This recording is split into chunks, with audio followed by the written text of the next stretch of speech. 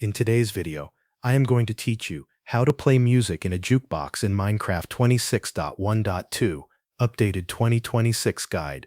To get started, make sure you already have a jukebox crafted and ready to use. A jukebox is the block that lets you play music discs in Minecraft, so this needs to be in your inventory before you begin. Once you have it, choose a spot where you want to place it. You can put it inside your house, in a music room, or anywhere else that fits your build.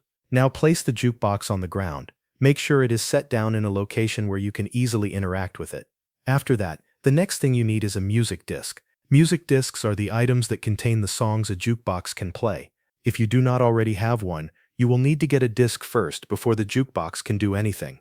Once you have a music disc in your inventory, select it so that you are holding it in your hand. This is important because the jukebox only accepts a music disc when you are actively holding one. With the disc selected, move close to the jukebox and look directly at it so the game recognizes that you want to interact with that block. Now right-click the jukebox while holding the music disc.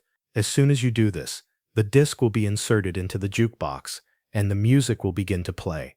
If everything is working correctly, you will hear the song start right away. The disc will stay inside the jukebox while the music plays, and you can continue doing other things in your world while listening. When you want to stop the music, go back to the jukebox and right-click it again. This will eject the music disc from the jukebox and end the song. The disc will pop back out so you can pick it up and keep it in your inventory.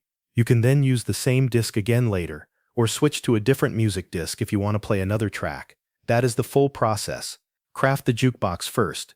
Place it down, get a music disc, hold the disc in your hand, right-click the jukebox to play the music, and right-click it again when you want to remove the disc and stop the song. That covers everything you need to know.